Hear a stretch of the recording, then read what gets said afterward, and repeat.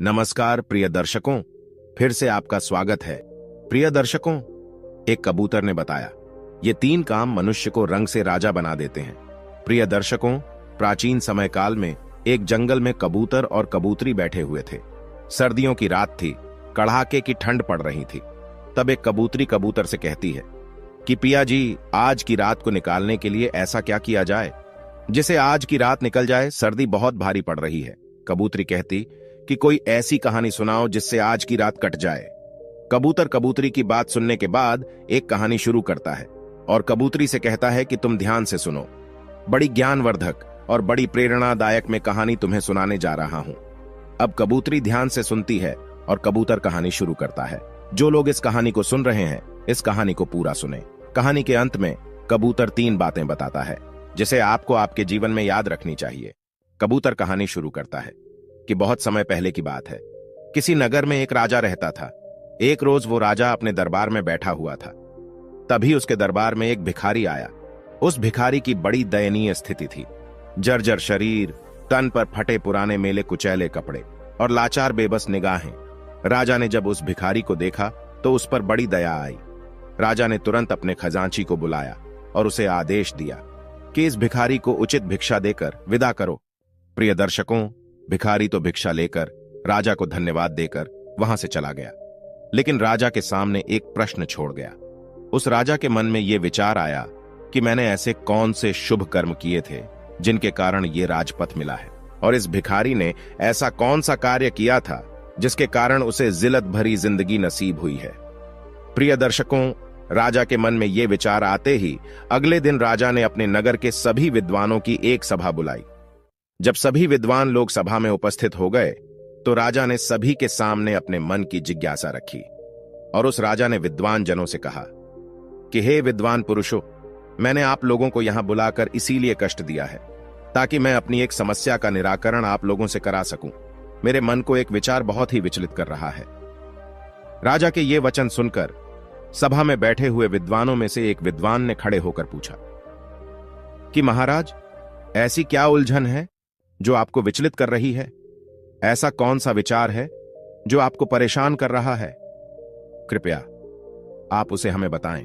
राजा बोला, विद्वानों, मैंने ये सभा इसलिए बुलाई है ताकि मैं ये जान सकूं कि किन शुभ कार्यों से मुझे ये राजपथ मिला है, या तुम में से कोई इस बात को मुझे बता देगा तो मैं उसे मालामाल कर दूंगा, और ना बताने की स्थिति में मैं उसको गधे पर बैठाकर मुख पर कालिक पोत कर उसे बेइज्जत करके राज दरबार से बाहर निकलवा दूंगा।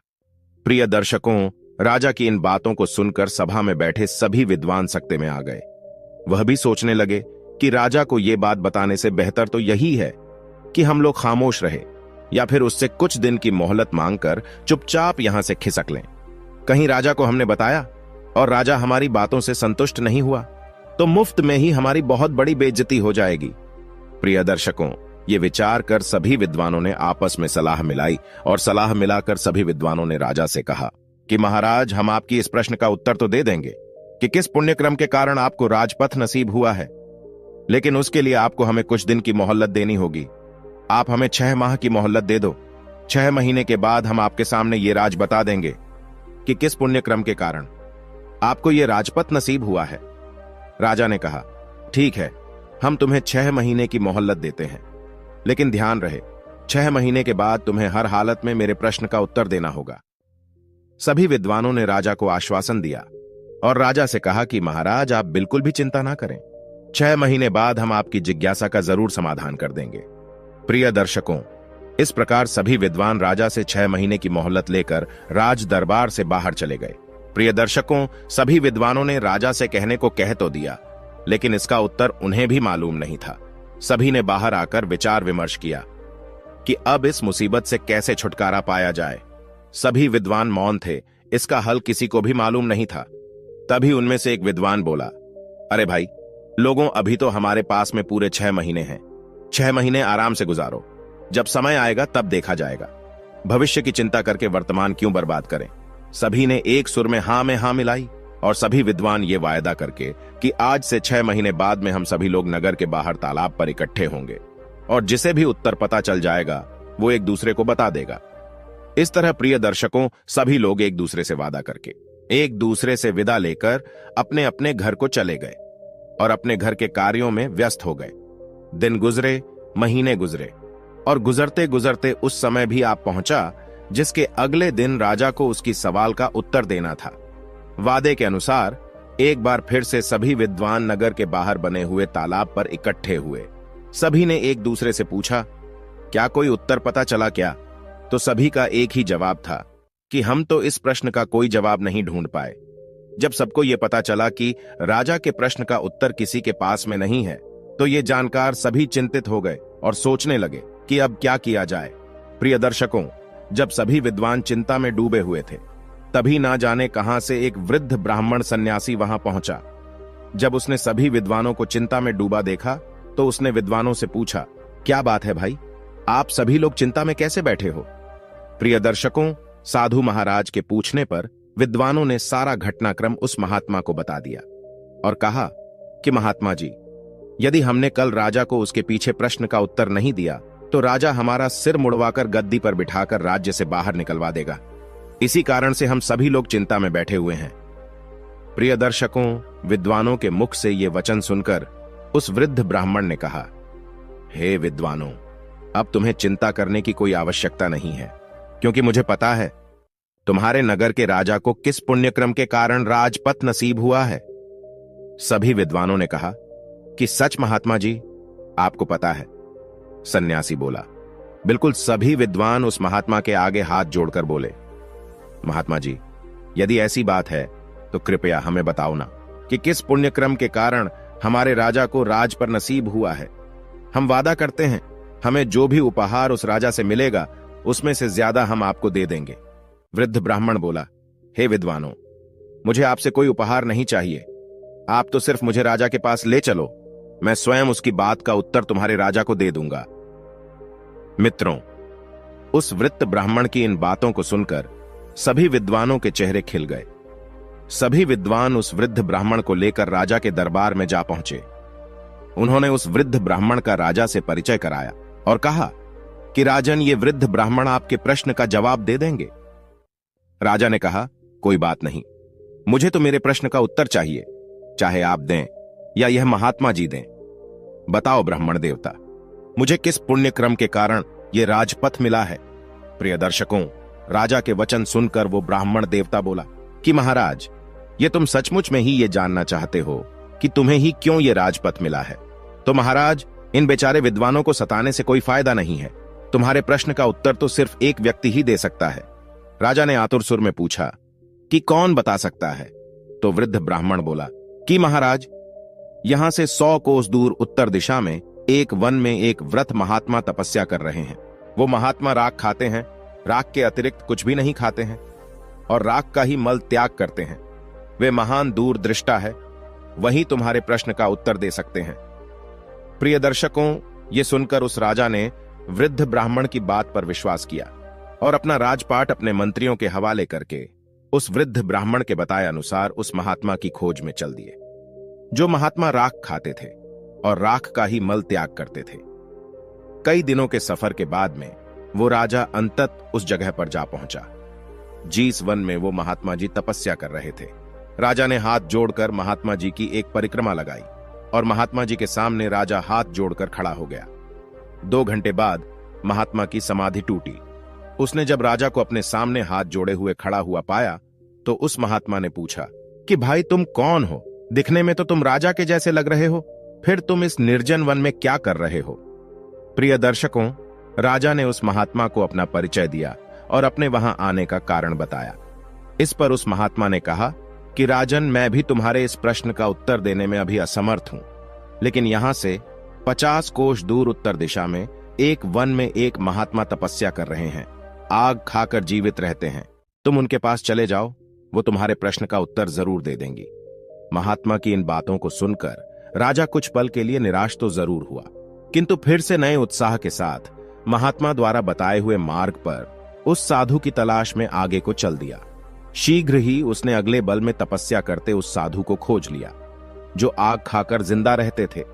वो साधु महात्मा भी समाधि अवस्था में बैठे हुए तपस्या कर रहे थे। कुछ देर बाद जब उन महात्मा की समाधि टूटी, तो उन्होंने अपने सामने राजा को आदरपूर्ण मुद्रा में खड़ा हुआ पाया। जब महात्मा ने राजा से अपने पास में आने का कारण पूछा तो राजा ने बता दिया कि वो किस लिए उनके पास में आया है। प्रिय दर्शकों, राजा सुनकर साधु ने कहा, सुनो राजन, ये सच है कि मैं बहुत दिनों से तपस्या कर रहा हूं, किंतु अनेक बातें ऐसी हैं जिनका रहस्य मुझे भी पता नहीं है। तुम जिस प्रश्न के लिए मेरे पास में आए हो, तुम्हारा प्रश्न भी कुछ ऐसा ही है। मैं इसका भी उत्तर बताने में असमर्थ हूं।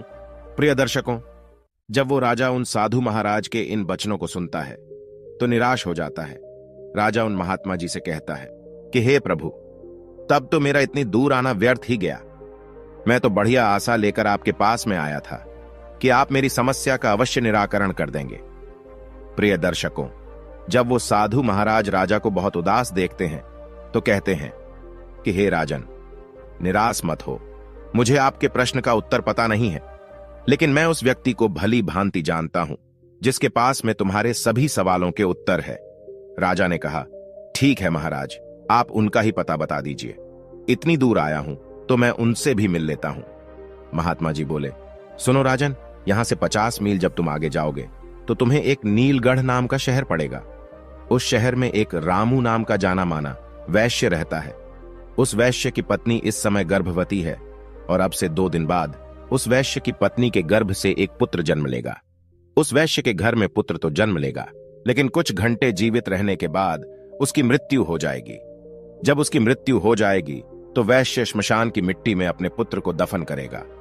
जब वैश्य अपने पुत्र को दफन करके वापस लौट जाए तो तुम उस मृत बच्चे की देह को जमीन से बाहर निकाल लेना और उस मृत बच्चे के सामने तुम अपना प्रश्न रखना। तुम्हें तुम्हारे प्रश्न का उत्तर मिल जाएगा। राजा ने साधु का धन्यवाद किया और साधु से विदा लेकर राजा आगे को बढ़ गया। चलते चलते राजा साधु की बताए हुए शहर नीलनगर में पहुंच गया और वैश्य का घर तलाश करके उसके घर के समीप ही एक चबूतरे पर बैठ गया। कुछ ही देर में वैश्य अपने घर से बाहर निकला। अजनबी व्यक्ति को बाहर बैठा हुआ देखकर उस वैश्य ने राजा से पूछा कि मित्र, कौन हो तुम और यहां बैठे किसकी प्रतीक्षा कर रहे हो? राजा बोला, मुझे प्रतीक्षा है तुम्हारे घर में आने वाले उस नन्हे से मेहमान की, जो शीघ्र ही तुम्हारी पत्नी के गर्भ से जन्म लेने वाला है। वैश्य अजनबी के मुख से जब इन बातों को सुनता है तो उसे बड़ा ही आश्चर्य होता है। राजा की इन बातों को सुनकर वैश्य राजा से पूछता है कि आपको कैसे पता चला कि मेरी पत्नी गर्भवती है? राजा ने कहा, इसमें आश्चर्य करने की कोई बात नहीं है। मुझे ये बात एक महात्मा ने बताई है और उसने ये भी कहा है कि तुम्हारी पत्नी की गर्भ से जो शिशु जन्म लेगा वह लड़का होगा। लेकिन शब्द सुनकर वैश्य बोला, लेकिन क्या भाई, तुमने अपनी बात अधूरी क्यों छोड़ दी? बच्चा स्वस्थ तो पैदा होगा?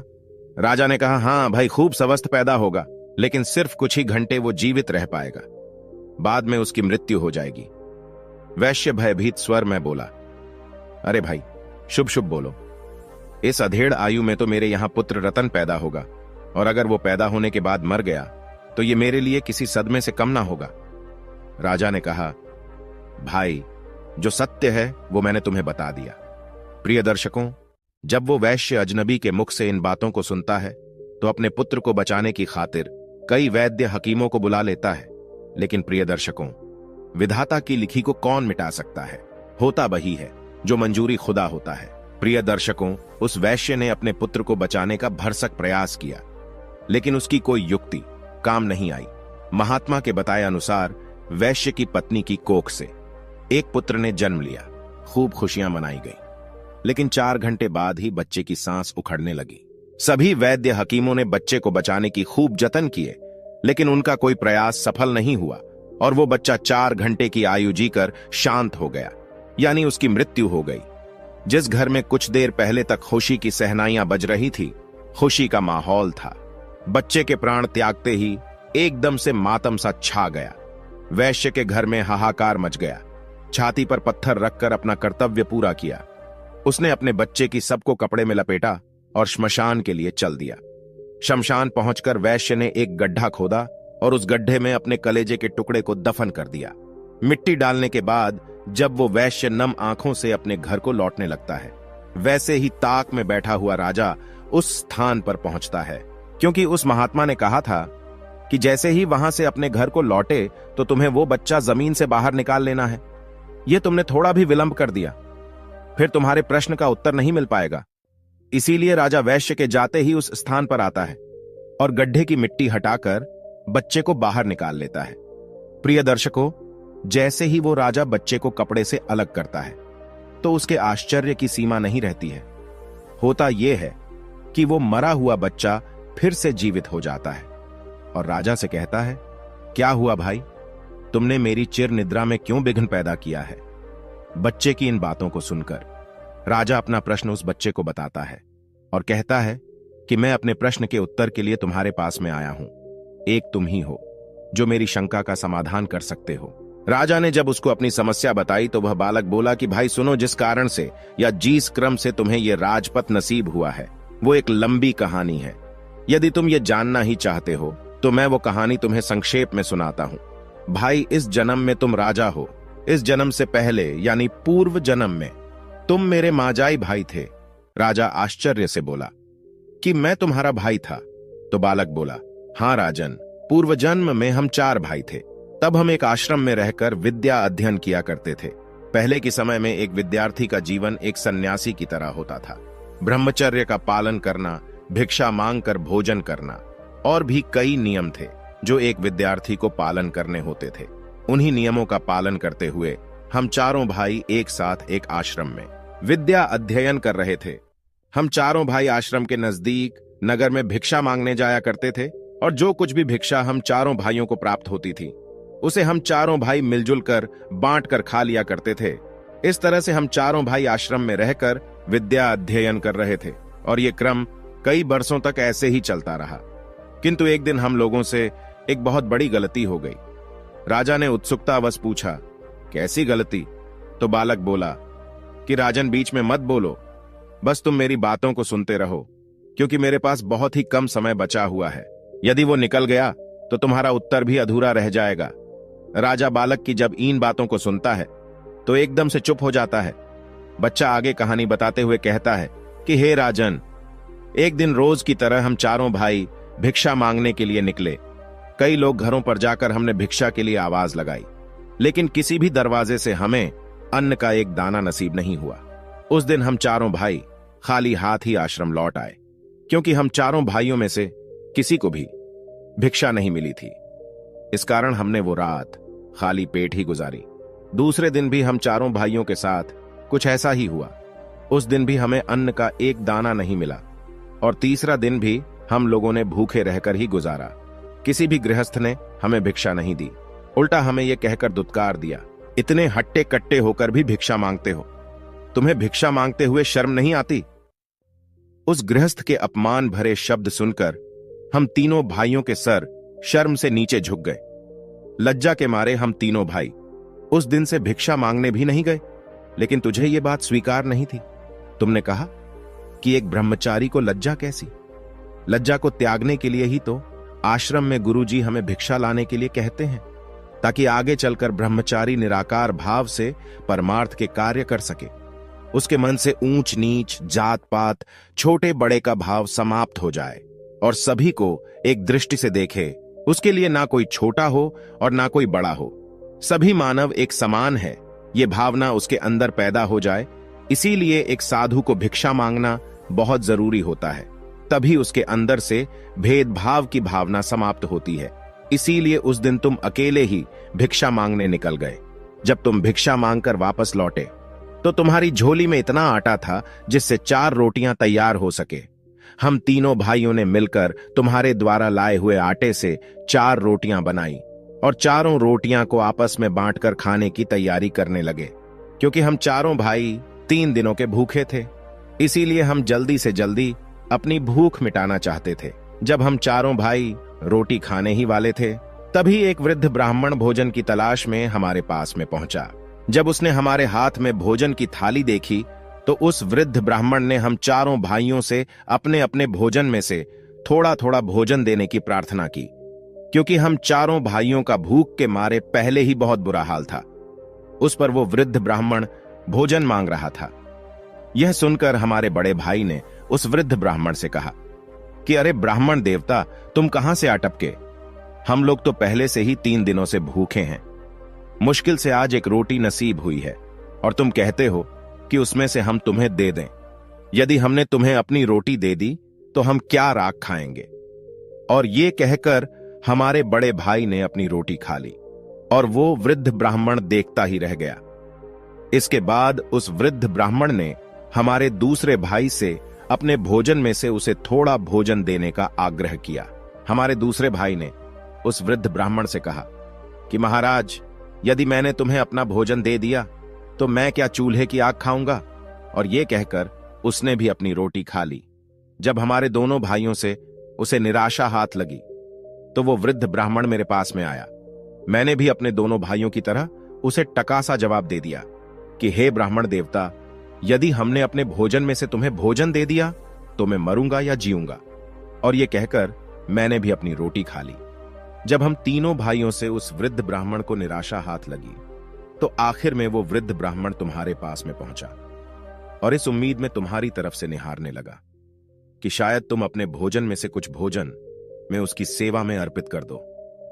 हे राजन, जब वो ब्राह्मण तुम्हारे पास में पहुंचा तो तुमने बिना किसी हिचकिचाहट के अपने हिस्से वाली रोटी उस वृद्ध ब्राह्मण को दे दी। साथ ही यह कहते हुए क्षमा भी मांगी कि हे ब्राह्मण देवता, आज तो मेरे पास में एक ही रोटी है, आप इस एक रोटी को खाकर अपनी भूख मिटाएं। आप फिर किसी दिन हमारे यहां पर पधारी, ये मैं आपका संपूर्ण रूप से अतिथि सत्कार करूंगा।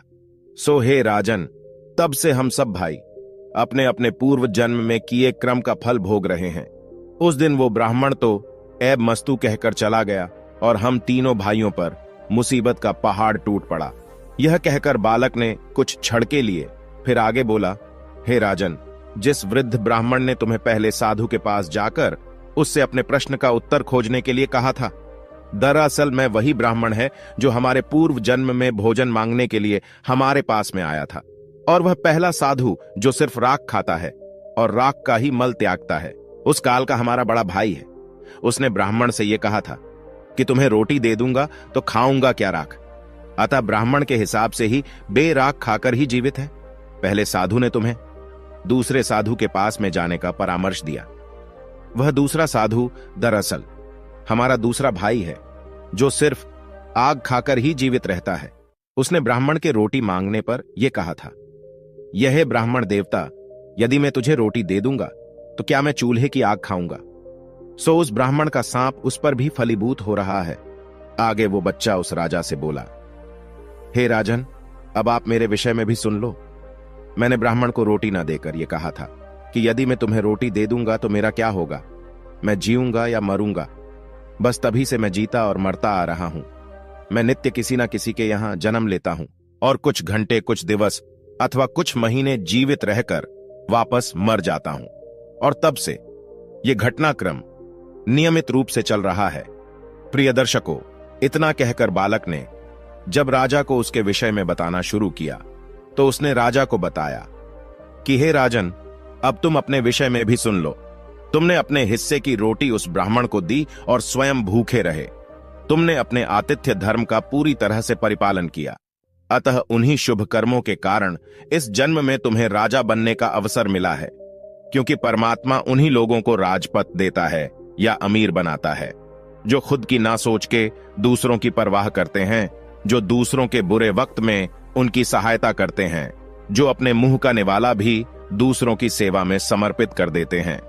ऐसे लोगों को परमात्मा इस मंशा से अमीर बनाता है कि ये लोग अमीर होकर दूसरों के सुख दुख में उनका साथ निभाएंगे। लेकिन अधिकतर लोग अमीर होकर अपना ही सोचते हैं। वो ये भूल जाते हैं कि यह अमीरी हमें हमारे पिछले जन्म के पुण्य फलों के कारण प्राप्त हुई है और परमात्मा ने हमें दूसरों की सहायता के लिए अमीर बनाया है। यदि हम पुण्य कर्म करेंगे, लोगों की सहायता करेंगे, तो इस जन्म में तो हमें परमात्मा ने अमीर बनाया है, अगला जन्म भी हमारा अमीरी में ही बीतेगा।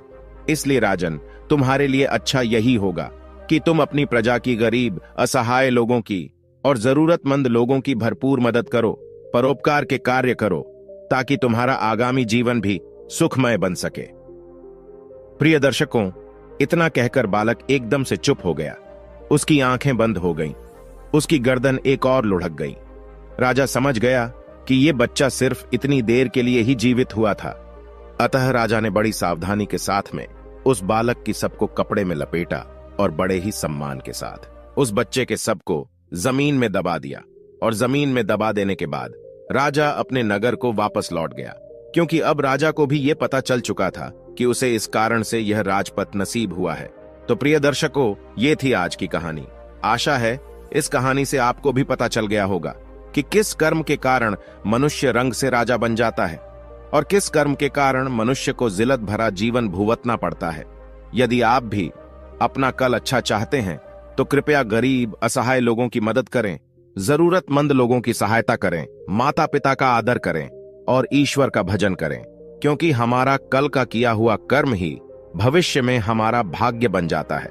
जो अच्छा कर्म करते हैं वह सुख पाते हैं और जो बुरा कर्म करते हैं वह दुख पाते हैं। प्रिय दर्शकों, यहां हमारी आज की कहानी समाप्त होती है। हम उम्मीद करते हैं कि आपको हमारी आज की ये कहानी, आज का ये वीडियो पसंद आया होगा और आप इससे ढेर सारी प्रेरणा लेंगे। मिलते हैं आने वाली अगली ज्ञान चर्चा के साथ अगले वीडियो में। तब तक के लिए नमस्कार, धन्यवाद।